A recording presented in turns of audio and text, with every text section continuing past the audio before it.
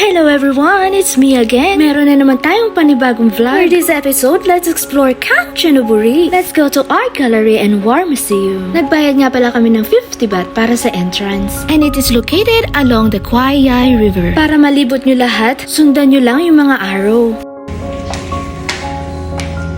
Art Gallery and War Museum is a place to preserve historical evidence from World War II. When the Japanese army took over parts of Thailand, they wanted to build this railway to transfer their goods. Pero maraming namatay sa pag-build ng bridge na yun dahil sa overwork, malnutrition, and disease. Without proper records, it is hard to know how many people died, but it is estimated at least 99,000 people.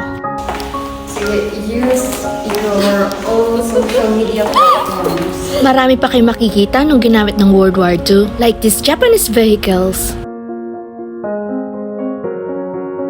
An old dental machine. These are the military helmets used during World War II in Vietnam War. Ito nga pala ang ginamit na boat carrying malaria prisoners of war to the field of hospital.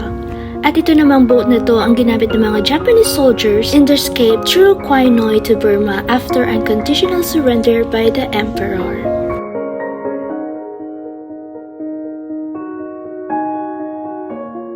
If you are interested about history, you can pass hours in this museum. It's definitely worth 50 baht of entrance fee. You can learn a lot about the history of the city of Kanchanaburi. Welcome to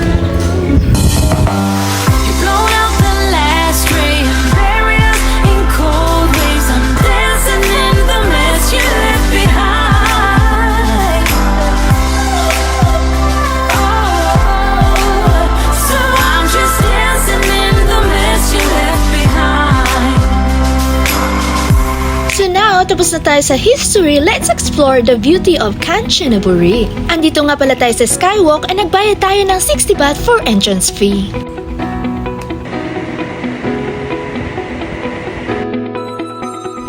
Skywalk have been opened as a tourist landmarks along the bank of the Khoi Yai River. It is designed to give tourists a bird's eye view of where Khoi Yai and Quai Noi rivers meet. The Skywalk is 12 meters high and 150 meters long, made from strong, clear glass.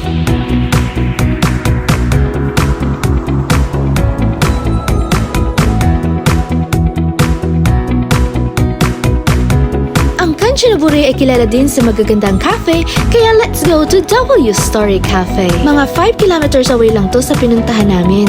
At lowbat na rin ang aking phone, kaya hindi ko na nabidyohan kung ano yung order namin dito. Pero ang sarap ng croissant na in-order namin. Sobrang ganda ng view, ini-imagine ko talaga na ganito yung bahay ko. Pero ang totoo, pictures lang talaga ang habol namin dito. Very Instagrammable kasi.